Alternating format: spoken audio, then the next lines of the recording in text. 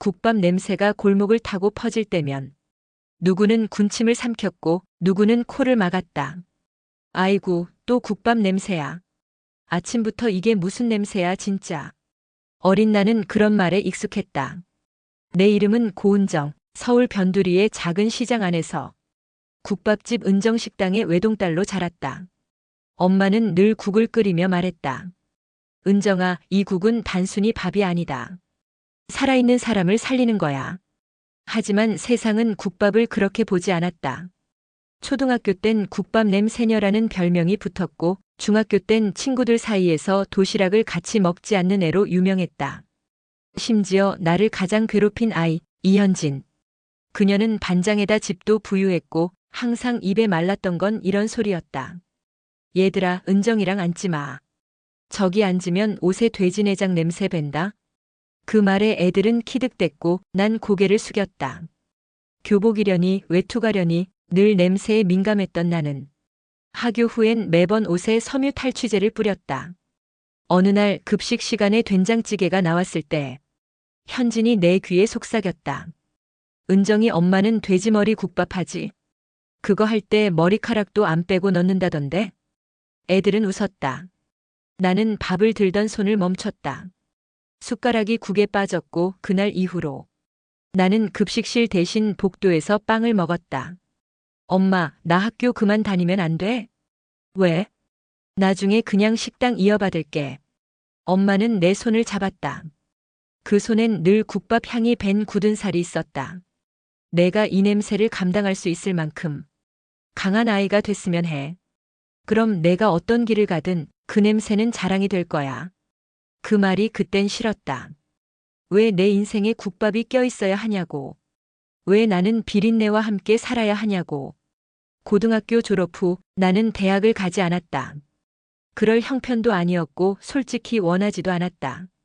하루 14시간 식당에서 일했다. 서빙, 청소, 주방 보조, 국 끓이기, 장보기. 나는 20대 내내 시장 사람들에게 은정이 엄마 딸이로 불렸다.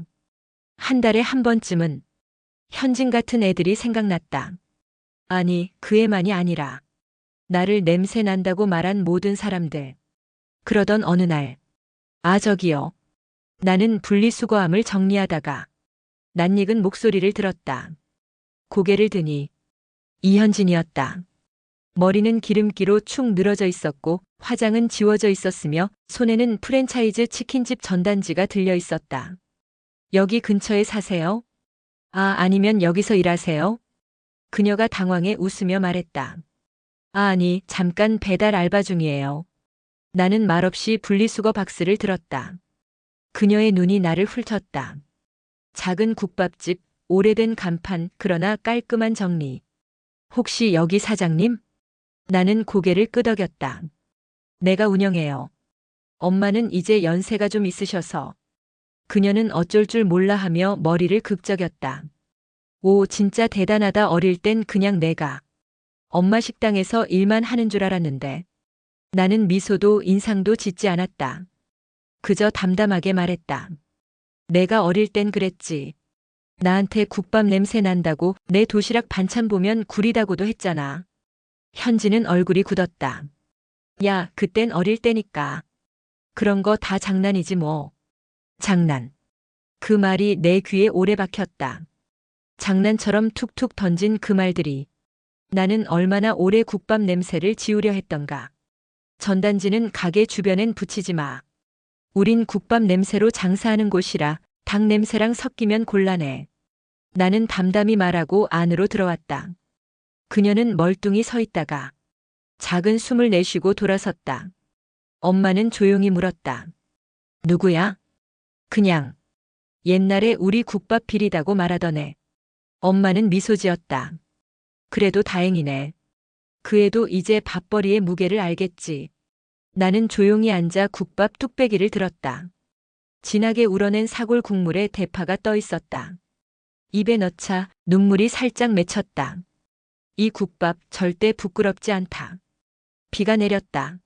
하루 종일 추적추적 내리던 겨울비는 저녁이 되자 더 깊게 스며들었다.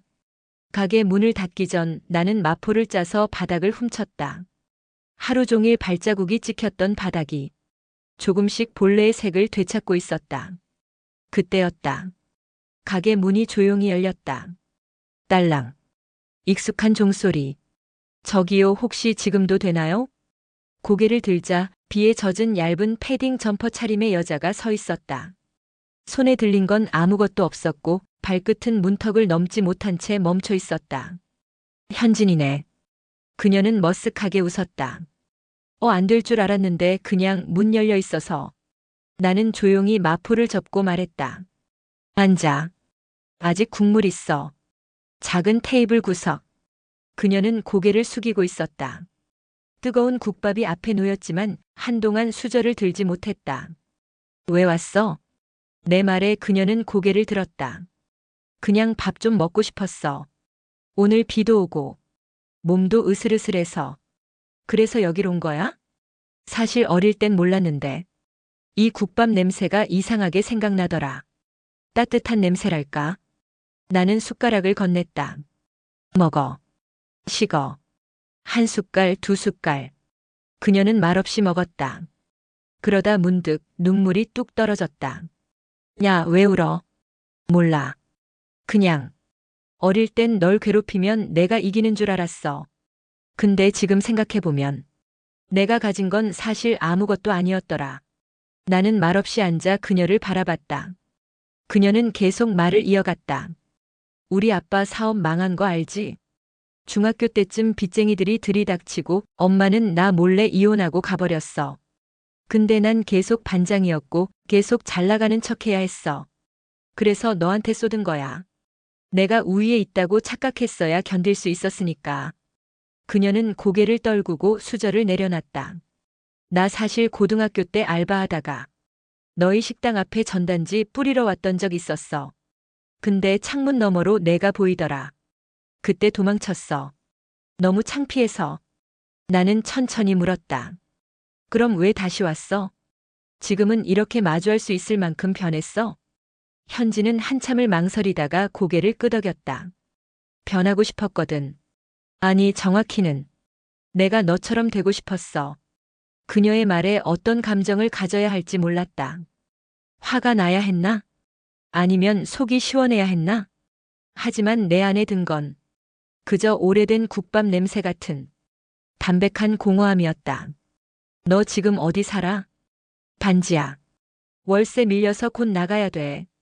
요즘은 전단지도 잘 안 받아주니까. 나는 조용히 일어났다. 부엌에서 남은 밥과 반찬을 담아 작은 봉지에 넣어 그녀 앞에 내려놨다. 이건 저녁으로 또 먹어. 그녀는 깜짝 놀라며 고개를 저었다. 아니야, 됐어. 이런 것까지. 어릴 때 너한테 얻어맞은 건 국밥 냄새 때문이었으니까. 이건 그때 맞은 값이야. 현지는 봉투를 들고 조용히 일어섰다. 은정아. 나 지금 이렇게 살지만 언젠가는 나도 진짜로 누군가한테 따뜻한 밥을 주는 사람 되고 싶다. 그래. 그러면 그땐 너도 이 국밥 냄새가 부끄럽지 않을 거야. 그녀는 문 앞에서 잠시 멈췄다. 고마워. 정말. 그녀의 뒷모습이 비 내리는 밤골목 속으로 사라졌다. 나는 문을 닫고 식은 국밥을 데웠다.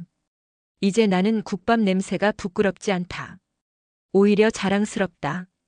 이 냄새는 내 엄마의 손, 내 아버지의 수고, 그리고 내 모든 날이 밴 냄새다. 어릴 때 나를 손가락질하던 아이가 지금 내 식당 앞에서 전단지를 돌리고 내가 내미는 따뜻한 그릇에 눈물을 흘렸다. 복수는 아니었다. 우연도 아니었다.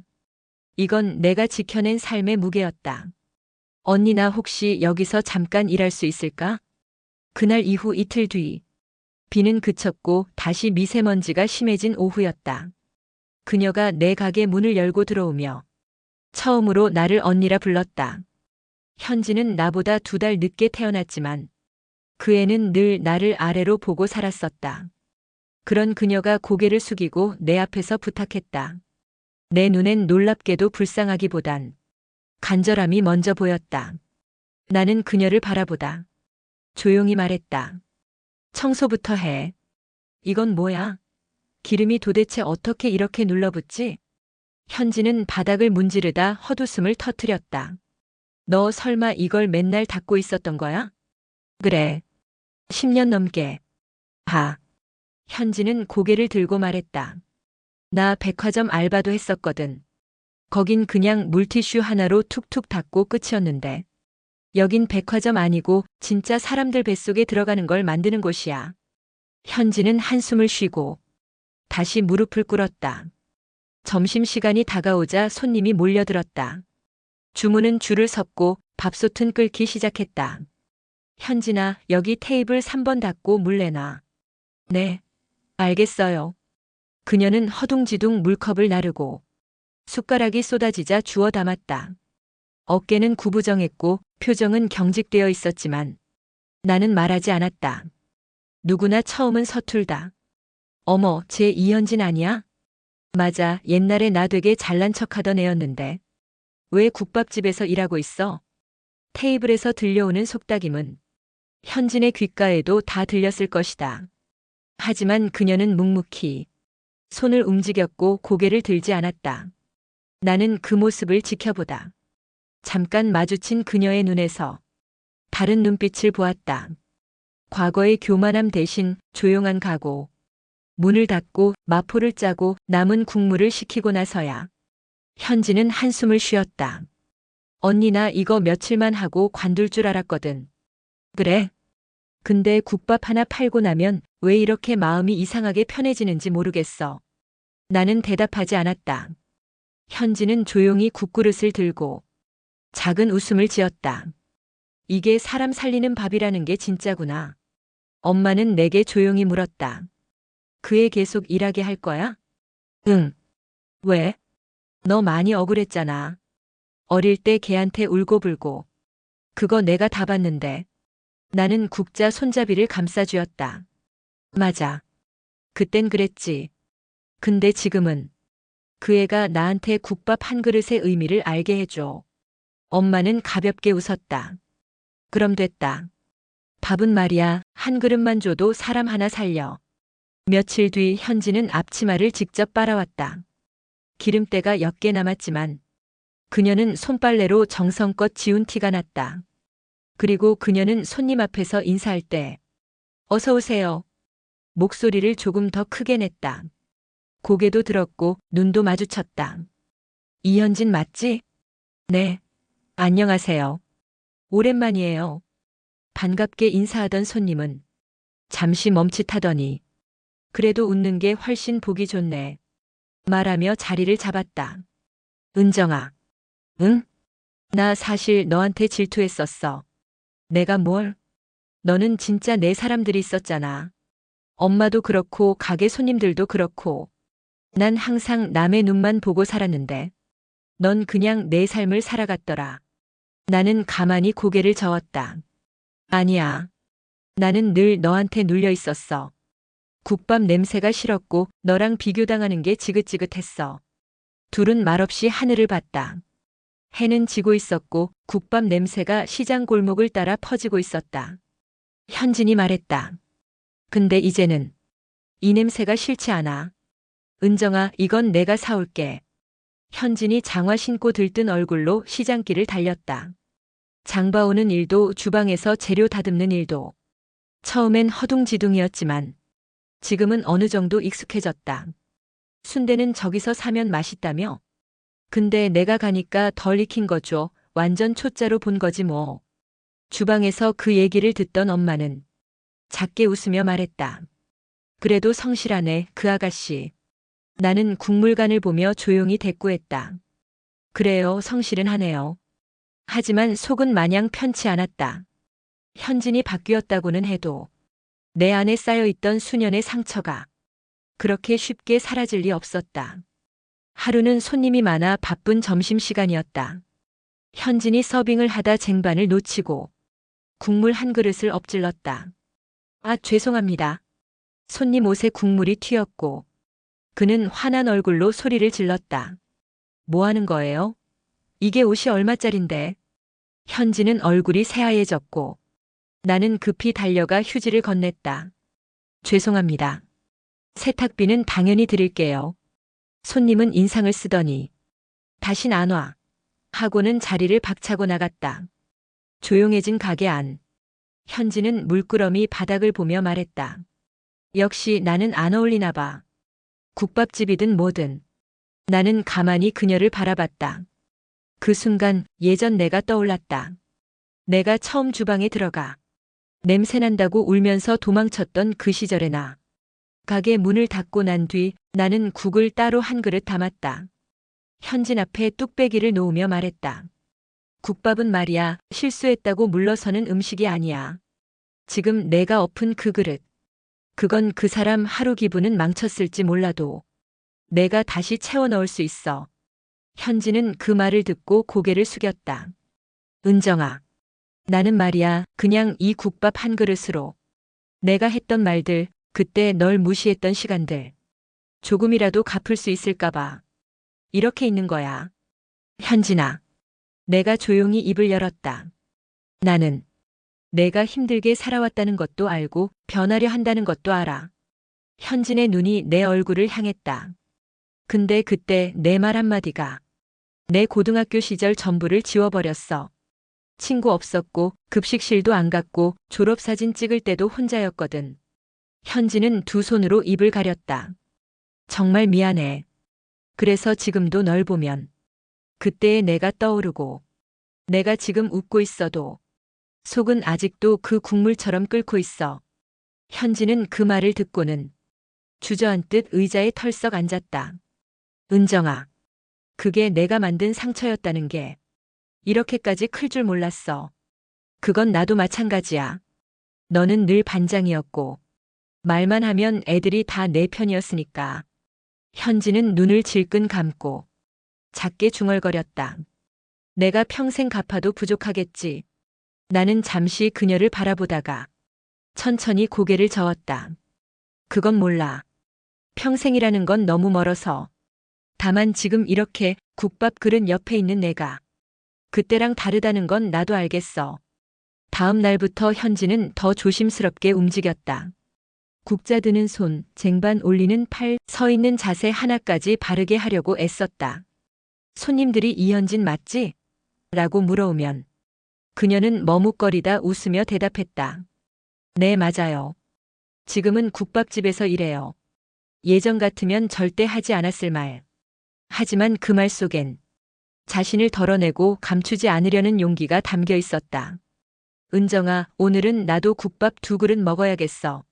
아니, 하나는 혼자 다 먹고 하나는 가서 이웃집 아주머니 드릴래. 왜?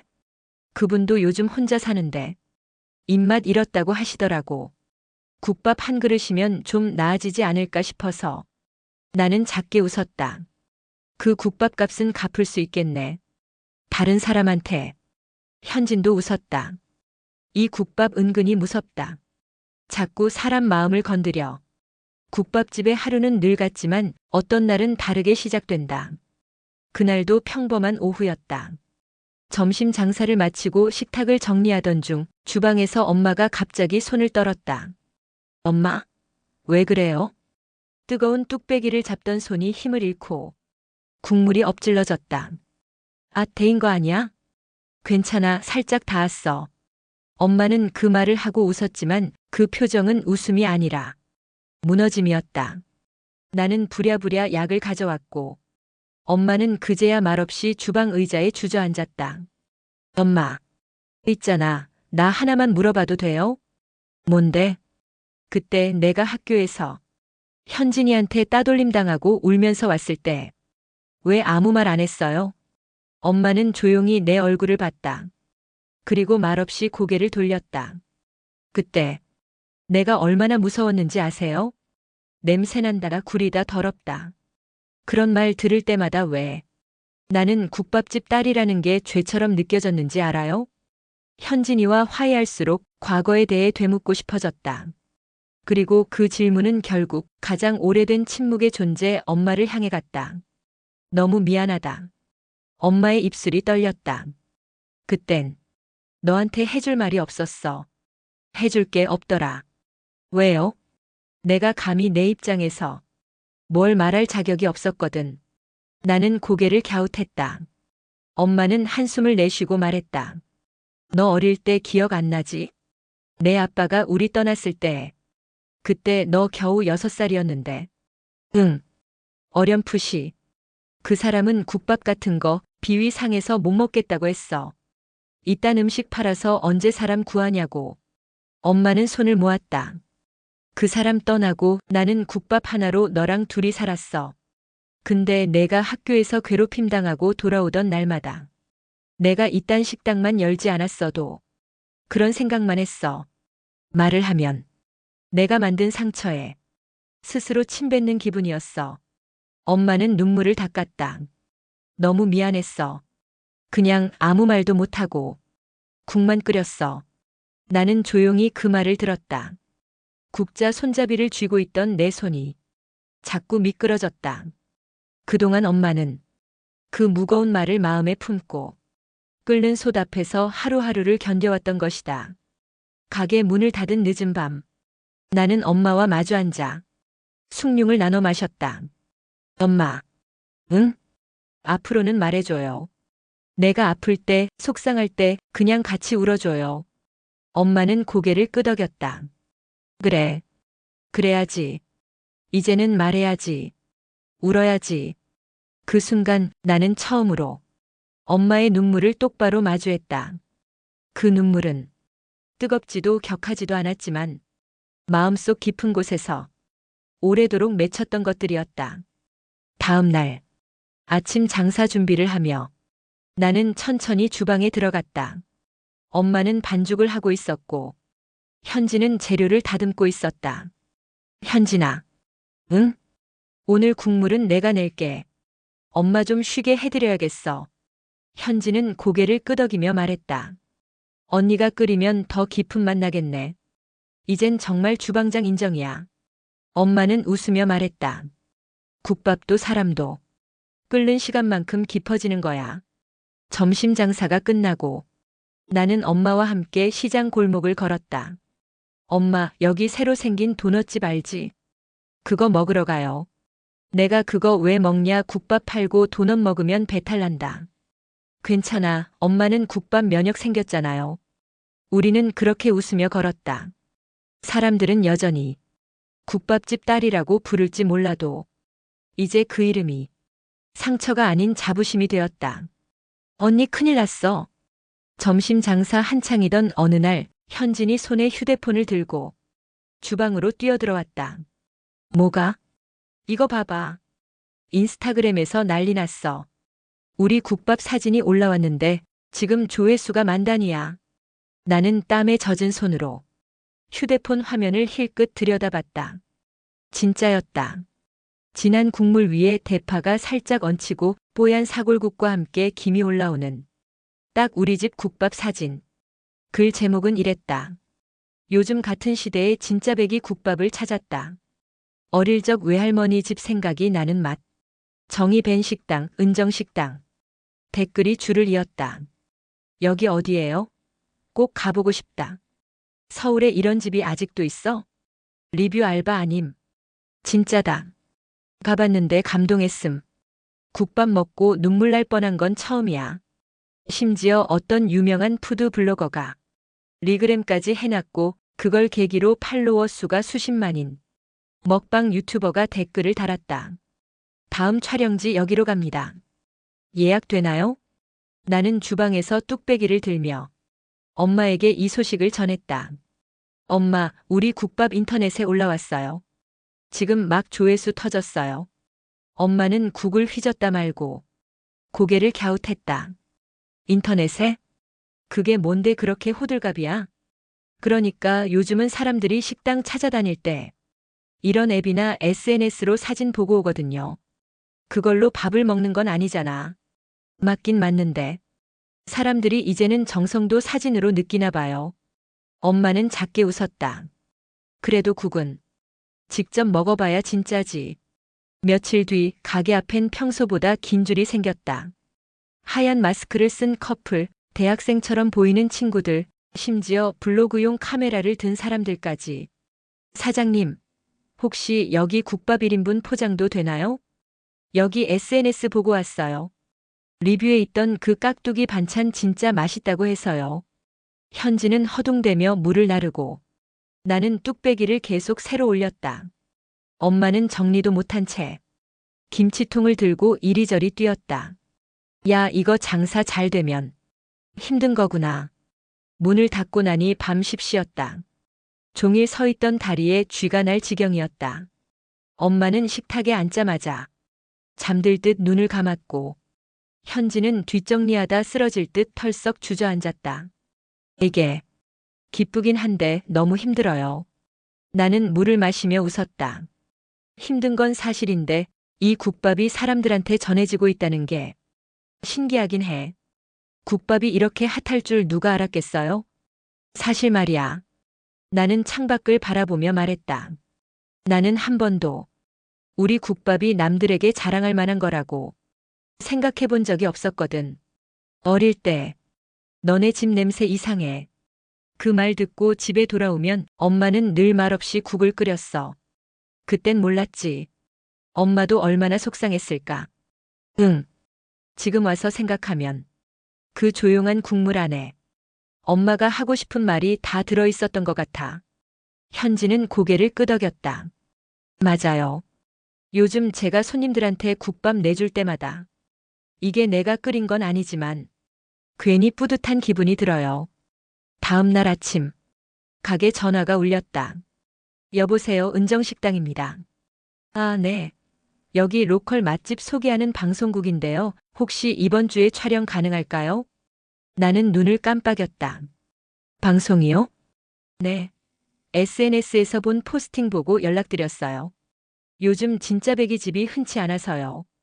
인터뷰 간단히 하고 조리 장면 좀 찍으면 될 것 같아요. 나는 한동안 말을 잇지 못했다. 드디어 우리 국밥집에도 카메라가 들어오는 날이 오는구나. 카메라 한 대, 붐마이크 하나.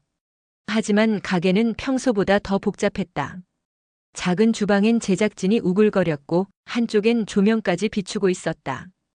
은정 씨, 조리 장면은 최대한 자연스럽게요. 어머니는 옆에서 반찬 준비하시면 됩니다.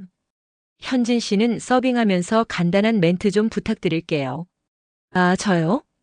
현진이 어색하게 웃으며 뒤통수를 긁었다. 생각보다 대사가 많진 않아요. 그냥 평소처럼 하시면 돼요. 하지만 평소처럼 한다는 게 세상에서 제일 어려운 일이라는 걸 우린 곧 깨달았다. 자, 그럼 은정 씨, 국 끓이는 장면부터 가보겠습니다.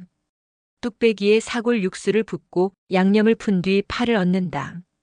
평소 같았으면 머릿속 생각 없이 움직였을 동작인데 지금은 온몸이 긴장했다. 이게 찍히고 있다. 스태프들의 눈, 카메라의 초점, 그리고 조명이 비추는 땀방울까지. 엄마는 더욱 경직된 얼굴로 배추김치를 썰다가 칼질을 멈췄다. 어머님 괜찮으세요? 예, 잠깐만요. 이게 눈이 시려서. 엄마는 뒤돌아 물을 마시며 숨을 고르기 시작했다. 점심 장사를 마치고 스태프들이 잠깐 쉬는 사이 나는 엄마 옆에 조용히 앉았다. 엄마 힘들어? 아냐. 그냥 이런 게 익숙하지 않아서. 내가 괜한 일 벌인 걸까? 아니, 잘한 일이야. 그런데 말이다, 은정아. 엄마는 조용히 말을 이었다. 카메라 앞에 서니까 자꾸 생각나더라. 너 어릴 때 사람들이 국밥집 딸이라고 손가락질할 때 내가 널 제대로 안 안아줬던 거. 나는 말없이 손을 잡았다. 근데 오늘 너 서 있는 거 보니까 이제 괜찮아졌구나 싶더라. 참 잘 컸다, 우리 딸. 촬영 후반 제작진은 간단한 인터뷰를 요청했다. 국밥집을 하며 가장 기억에 남는 순간이 있나요? 가장 힘들었던 시기는 언제였나요? 이곳의 특별함은 무엇이라고 생각하세요? 나는 솔직하게 말했다. 특별함이요? 글쎄요, 저희는 늘 하던 대로 해요. 국은 매일 새벽에 끓이고 반찬은 직접 담고요. 아마도 그게 요즘 보기 드문 정성이라 그런가 봐요. 제작진은 현진에게도 질문을 던졌다. 현진 씨는 여기서 일하신 지 얼마나 되셨어요? 이제 3달쯤 됐어요. 원래 음식 쪽 일을 하셨나요? 그녀는 잠깐 망설이다가 말했다. 아니요. 전에는 전단지 돌렸어요. 그것도 실은 이 가게 앞에서 촬영팀이 멈칫했다. 근데 그때 너무 부끄러워서 도망쳤죠. 왜냐면 제가 어릴 때 이 가게 딸을, 은정 언니를 괴롭혔던 애였거든요. 순간 주변이 정적에 휩싸였다. 근데 그 언니가 저를 받아줬고 여기서 일하게 해줬어요. 그리고 지금은 그 국밥을 손님한테 내놓을 때마다 제가 조금씩 나아지고 있다는 걸 느껴요. 그거 방송에 써도 괜찮을까요? 예. 현진 씨 말씀하신 거요. 되게 감동적인 사연이라 진심이 느껴져서요. 현진은 고개를 끄덕였다. 네. 그게 진짜니까요. 제작진은 눈시울을 닦으며 다시 카메라를 들었다. 방송은 2주 뒤 지역 채널을 통해 방영됐다. 처음엔 조용했지만 이틀 후 인터넷 커뮤니티를 중심으로 진짜 사연 있는 국밥집이라는 제목으로 짧은 클립이 퍼지기 시작했다. 그 영상엔 이런 자막이 떠 있었다. 과거 괴롭힘 가해자가 국밥집 직원이 되어 사과했다. 그리고 그걸 받아준 피해자. 국밥 한 그릇이 만들어낸 조용한 화해의 이야기. 여기 은정식당 맞죠? 방송 보고 꼭 가보고 싶어서요. 예약 가능한가요? 포장 주문되나요? 지방이라 직접 가긴 어려워서요. 하루 종일 전화벨이 울렸다. 엄마는 통화하다 말고 수화기를 내려놓고 웃었다. 우리 가게가 이렇게까지 될 줄이야. 사장님, 저 여기 국밥 하나 포장되나요? 오후 장사를 마무리할 즈음 가게 문이 조용히 열렸다. 들어선 사람은 낯익은 듯 낯선 얼굴. 나는 무심코 쳐다보다가 손에서 쟁반을 떨어뜨릴 뻔했다. 아빠, 10여 년 전 그렇게 떠났던 사람. 우리 엄마와 나를 남겨두고 국밥 냄새가 역겹다고 말하며 가장으로서의 책임도 말 한마디도 없이 사라졌던 사람. 그가 지금 이곳에 서 있었다. 아빠는 변해 있었다. 머리는 희끗했고 정장도 흐트러져 있었다. 무엇보다 그 눈빛엔 예전의 오만함 대신 어색함과 죄의식이 뒤섞여 있었다. 국밥 하나 포장되나요? 그는 같은 말을 반복했다. 예, 되긴 하는데. 내 목소리는 마르듯 나왔다. 앉으시죠. 금방 준비해 드릴게요. 현진이 어리둥절한 표정으로 다가왔다. 언니, 저분 누구야? 나는 잠시 눈을 감았다가 말했다. 우리 아빠. 아빠는 가게 구석 테이블에 앉아 조심스럽게 국밥을 한 숟갈 떴다. 국물 맛이 많이 변했네. 나는 주방에 서서 그 모습을 멀리서 지켜보았다. 엄마는 말없이 뚝배기를 닫고 있었고 현진은 아무 말도 하지 않았다. 가게 안엔 TV 소리조차 꺼져 있었다. 침묵만이 뚝배기 속에서 서서히 식어가고 있었다. 이 집 방송 탔다면서? 응. 덕분에 요즘 좀 바쁘죠. 너 많이 컸다. 그때는 이렇게 될 줄 몰랐는데. 아빠, 왜 온 거예요? 그는 멈칫하다가 말했다. 그냥 보고 싶어서. 그땐 그렇게 쉽게 떠났으면서. 그땐 내가 너무 어렸어. 아빠가 어렸다고. 그 말이 지금 위로가 될 것 같아요? 내 목소리는 떨리고 있었고 손은 조리대 밑에서 꽉 쥐고 있었다. 그때였다. 주방에서 엄마가 걸어 나왔다. 앉아서 식사나 해요. 딸 아이한텐 밥 먹는 모습 보여주는 게 먼저죠. 아빠는 조용히 고개를 끄덕였다. 국밥을 떠먹는 그의 손은 그 어느 때보다 느렸다. 엄마는 등을 돌려 다시 주방으로 들어가며 조용히 한마디 했다. 국밥 한 그릇으로 그 모든 걸 갚을 순 없어도 그 한 그릇이 용서의 시작이 될 수는 있어요. 나는 어릴 적 아빠의 뒷모습을 기억했다. 지갑을 던지고 나가던 순간 국밥 냄새 역겹다며 문을 닫고 돌아서던 모습. 그때 나는 내가 냄새나는 존재인 줄 알았다. 하지만 지금 국밥은 내 삶이고 내 엄마의 손이고 내 땀이고 내 자부심이었다. 그 국밥을 이제 와서 들이켜는 그를 보며 이제야 깨달았다. 그는 그 국밥의 진짜 의미를 한 번도 이해하지 못했구나. 식사를 마친 아빠는 수저를 내려놓고 조용히 말했다. 잘 살고 있구나, 은정아. 나 때문에 힘들었을 텐데. 그래요. 아빠 때문에 많이 울었어요. 국밥 냄새 때문에도 울었고, 엄마 얼굴 보며 울었고, 혼자 전단지 돌리면서도 울었죠. 그는 입술을 꾹 다물었다. 근데 이제 안 울어요. 나는 그를 향해 웃었다. 한 점의 미움도 없는 단단한 웃음이었다. 이젠 이 국밥이 누구보다 자랑스러우니까요. 아빠는 고개를 끄덕였다. 그래.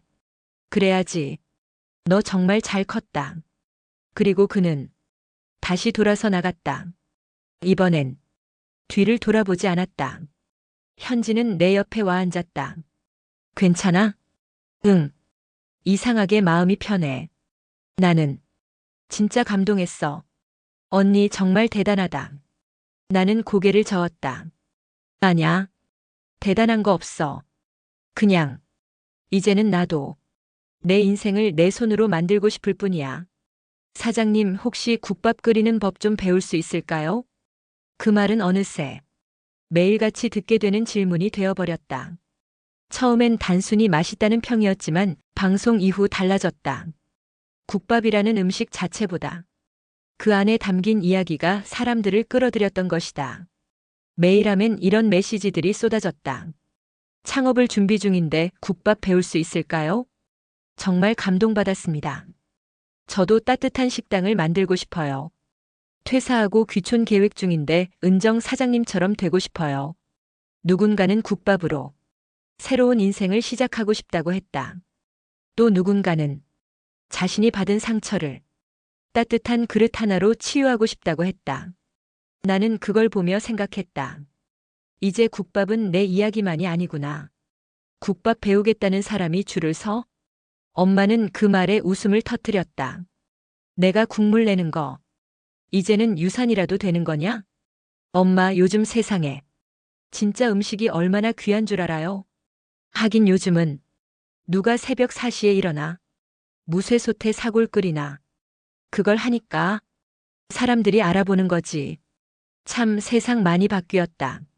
엄마는 그러면서도 김칫국에 소금 치는 걸 깜빡하지 않았다.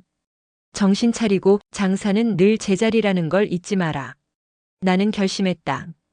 가게 문을 닫는 시간 중 하루를 빼서 소규모 국밥 전수 모임을 열기로 했다. 자, 오늘 오신 분들 반가워요. 국밥은 말이죠. 맛보다도 정성이 먼저입니다.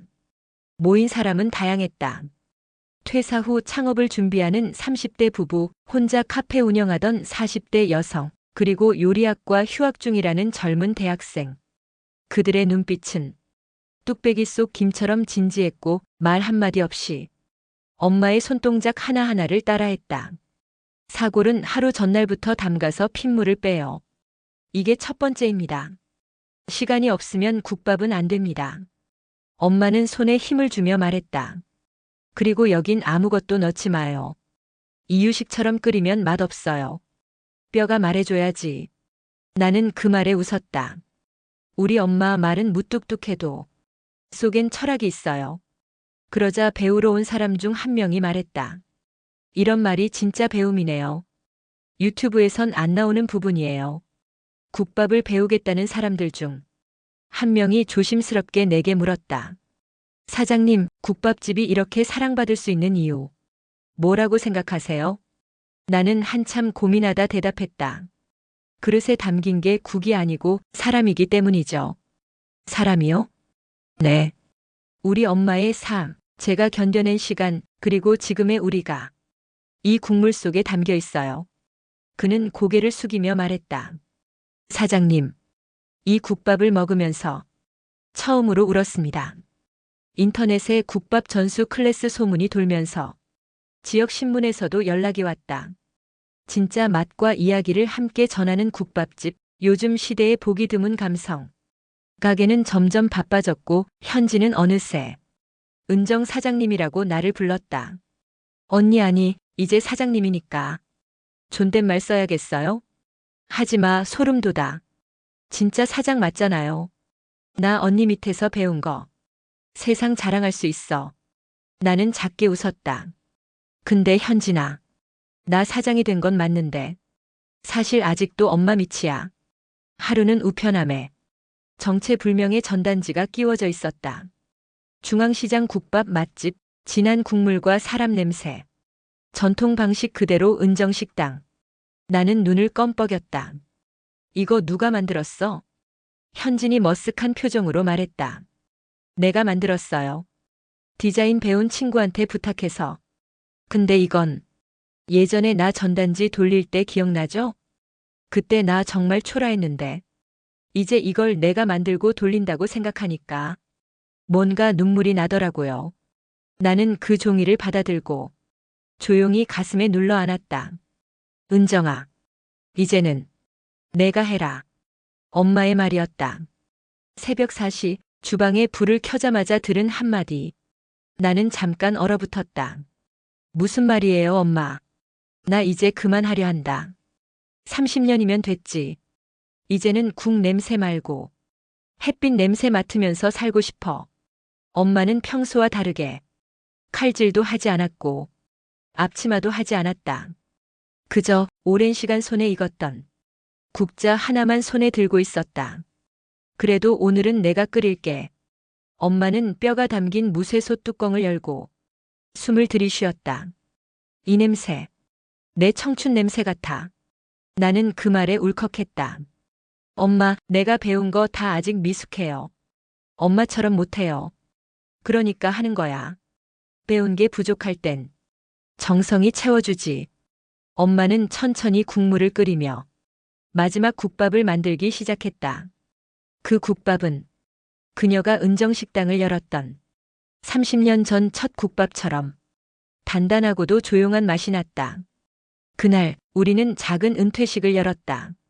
현진이 손수 만든 감사 케이크와 편지, 국밥을 배운 수강생들이 보내온 꽃다발, 그리고 무엇보다 손님들의 따뜻한 한마디. 사장님 덕분에 우리도 가족끼리 밥 먹는 기분을 알았어요. 이 국물 우리 아버지 돌아가시기 전 마지막으로 드신 음식이에요. 앞으로는 따님이 하신다고요? 그래도 자주 뵐게요. 엄마는 말없이 웃었다. 그날따라 그 눈웃음은 평소보다도 더 깊었다. 장사를 마치고 가게 문을 닫은 뒤 엄마는 주방의 국솥을 한참 바라보다가 나에게 국자와 앞치마를 내밀었다. 이거, 이젠 내 거다. 나는 그 앞치마를 받아들고 작게 끄덕였다. 엄마처럼 잘 못할 수도 있어요. 그럼 어때? 너처럼 해도 돼. 국밥은 사람 따라 맛이 달라지거든. 그 다음 날, 나는 새벽 4시에 일어나 주방에 불을 켰다. 엄마는 일어나지 않았다. 현진도 아직 자고 있었다. 처음으로 혼자 선 국솥 앞. 나는 깊게 숨을 들이쉬었다. 이 국물이 이제 내 이야기로 끓기 시작하는구나. 사고를 넣고 불을 조절하고 맑은 물 위로 올라오는 기포를 걷어낸다.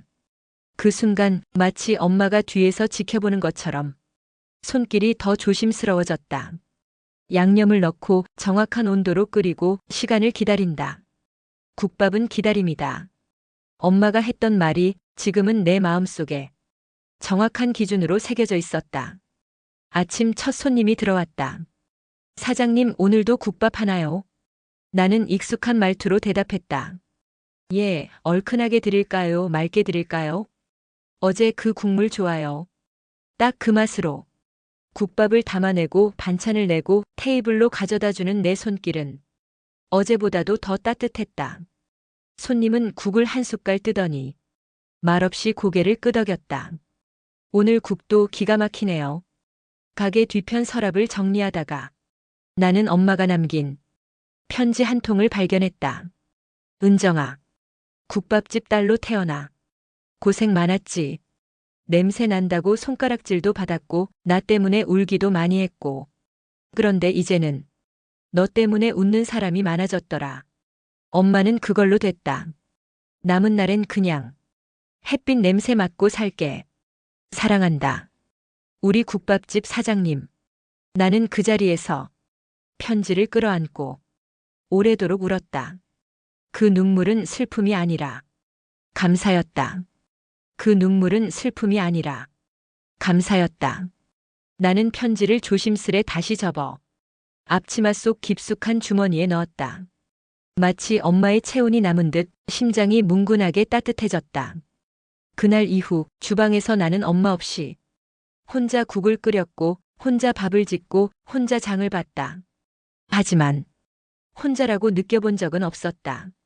새벽 4시 주방은 이제 나에게 하루의 시작이자 마음을 다잡는 시간이었다. 오늘은 좀 더 진하게 무 하나 더 썰까? 김치는 어제보다 살짝 덜 익었네.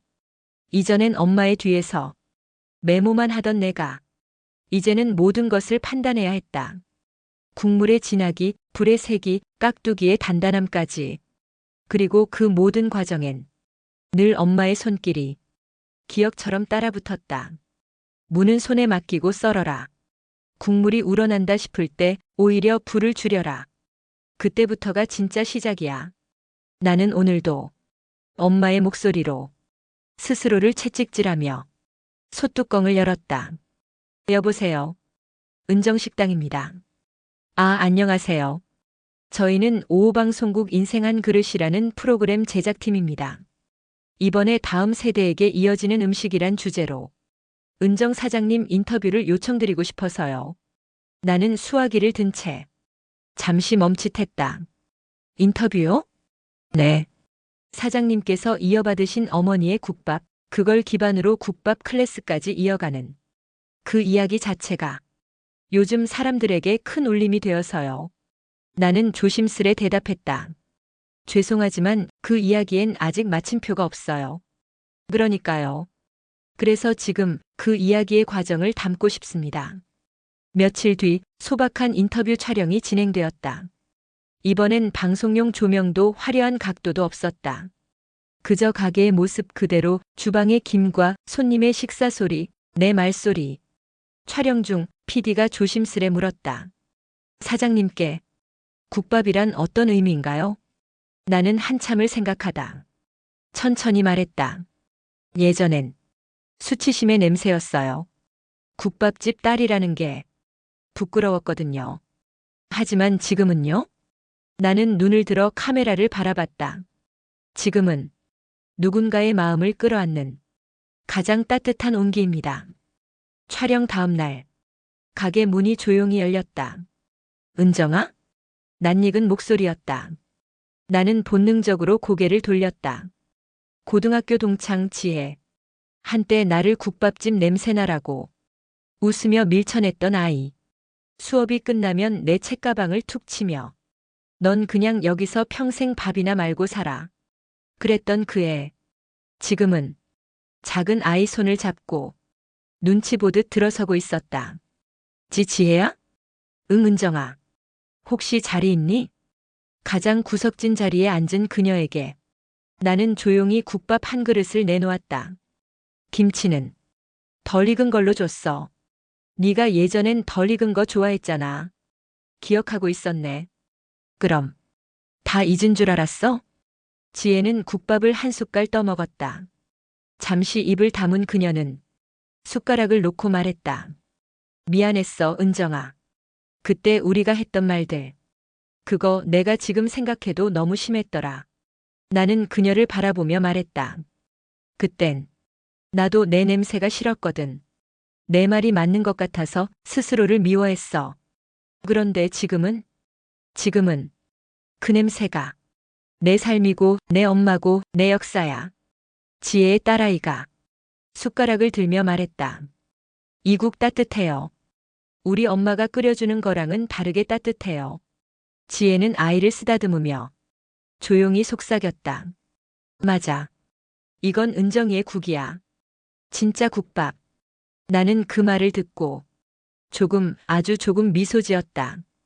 그 아이가 국밥집 딸이라는 말에 고개 숙이지 않도록 그 아이에게 이 맛이 부끄러운 기억이 아닌 자랑이 되도록 은정식당의 문이 하루에도 몇 번씩 열리고 닫혔다. 방송 이후로 손님이 몰리기 시작했고 인터뷰가 재조명되면서 찾아오는 얼굴들엔 익숙함보다 기대와 경외가 섞여 있었다. 이게 바로 그 국밥이에요. 실제로 먹어보니 더 감동이에요. 따님이 끓이시는 국이죠?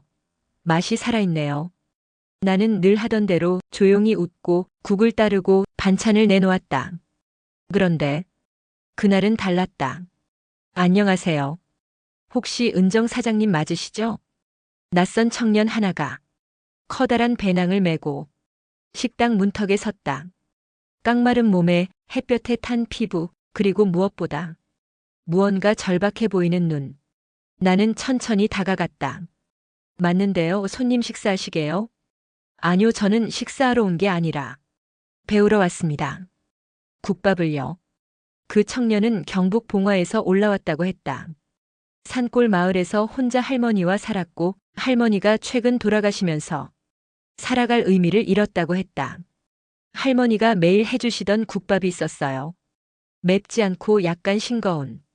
근데 그 국밥이 할머니가 돌아가신 날 딱 끊기더라고요. 그는 고개를 들었다. 그때 방송에서 사장님이 했던 말. 국밥은 사람을 담는 그릇이다. 그게 자꾸 머리에 맴돌았어요. 그래서 그 국밥을 다시 끓이고 싶어서 왔어요. 단 한 사람을 위해서라도. 나는 숨을 들이쉬었다. 그 눈빛은 거짓이 아니었다. 그날부터 청년은 가게 뒷주방 한켠에 자리를 잡았다. 배울 준비됐어요. 좋아요. 그럼 첫날엔 아무것도 안 해요. 예? 국밥은 한 그릇을 만들기까지 하루가 걸리는 게 아니라 사람을 이해하는 데 시간이 걸리는 거예요. 나는 그를 데리고 하루 종일 가게에 머물게 했다. 장 봐오는 길, 깍두기 담그는 시간, 손님이 웃고 떠나는 순간까지 모두 함께 겪게 했다. 사장님, 언제쯤 국을 끓여볼 수 있을까요? 청년은 이틀째 되는 날 물었다. 나는 고개를 저었다. 너무 빠르다. 국밥은 익는 시간이 아니라 익숙해지는 시간이 먼저야.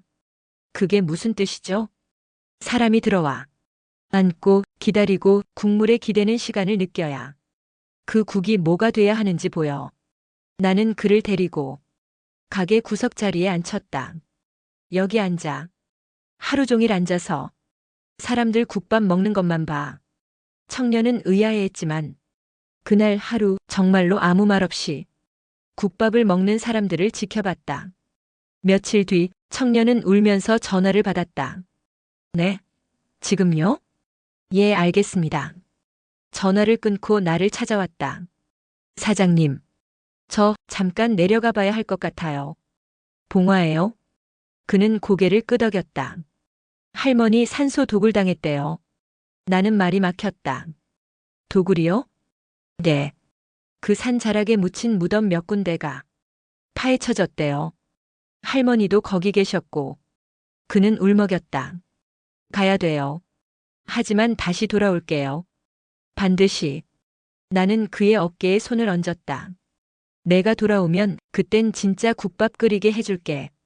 청년은 떠나면서 작은 노트를 놓고 갔다. 노트 안엔 이틀 동안 배운 이야기, 주방의 온도, 손님의 표정, 내가 말했던 모든 문장들이 꼼꼼하게 적혀 있었다. 그리고 마지막 장엔 이 한 줄이 적혀 있었다. 국밥은 사라진 사람을 그리는 시간이다.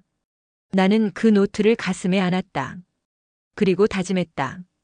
그가 돌아왔을 때 내가 해줄 말이 준비되어 있도록. 은정 사장님, 혹시 자리 하나 남아 있습니까? 그날 아침 문이 조용히 열리고 익숙한 목소리가 들려왔다.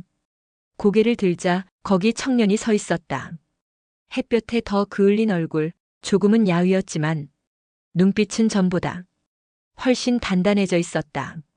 그리고 손에 들린 작은 상자. 이건? 청년은 웃으며 내밀었다. 봉화에서 직접 기른 대파랑 무예요. 이걸로 국을 끓고 싶어서요. 나는 한동안 말이 없었다. 그가 돌아왔다는 사실도 그 손에 대파와 무가 들렸다는 것도 왠지 모르게 가슴 한가운데를 콕 찔렀다. 그래요. 이제 끓여봐요. 내가 원하는 국밥을. 청년은 잠시 눈을 감았다가 천천히 고개를 끄덕였다. 오늘이 제 할머니 기일이에요. 그분께 드리고 싶어요. 진짜 국밥 한 그릇을요. 솥뚜껑을 열고 뼈를 넣고 물 온도를 맞추고 기다림을 시작했다. 청년은 손에 온 신경을 모았다. 그의 손은 서툴렀지만 정성만은 분명했다. 국이란 건 내가 말한 대로 사라진 사람을 그리는 그릇이라면. 그는 중얼거렸다. 그림도 대충 그리면 안 되잖아요. 나는 그 말에 조용히 고개를 끄덕였다. 맞아요. 사람을 담는 그릇이니까 사람처럼 기다려야죠. 청년이 손질한 대파와 무는 모양은 투박했지만 향이 깊었다. 이 대파는 물 대신 안개로 자랐어요. 봉화 산자락엔 아침마다 안개가 내려앉거든요. 그 말에 나는 그려보았다. 안개 자욱한 밭, 그 위에 선 한 청년이 무릎까지 적시며 팔을 뽑고 있던 풍경. 그 손으로 만든 국이라면 분명 따뜻할 거야. 국물이 맑아지자 청년은 조심스럽게 밥을 말았다. 뼈와 고기를 얹고 손수 썰어놓은 파를 올렸다. 이걸 드셔주세요. 청년은 나에게 국밥 한 그릇을 내밀었다. 나는 조용히 그 국밥을 들었다. 김이 모락모락 올라오고 뼛속까지 깊은 맛이 코끝을 간지렸다. 한 숟갈, 그 한 입에서 나는 느꼈다. 그리움, 기다림, 그리고 마음. 맛이 어때요? 청년의 물음에 나는 답하지 않았다. 그저 수저를 내려놓고 고개를 끄덕였다. 잘했어요. 그 말에 청년은 조용히 고개를 숙였다. 눈가엔 말없이 맺힌 눈물.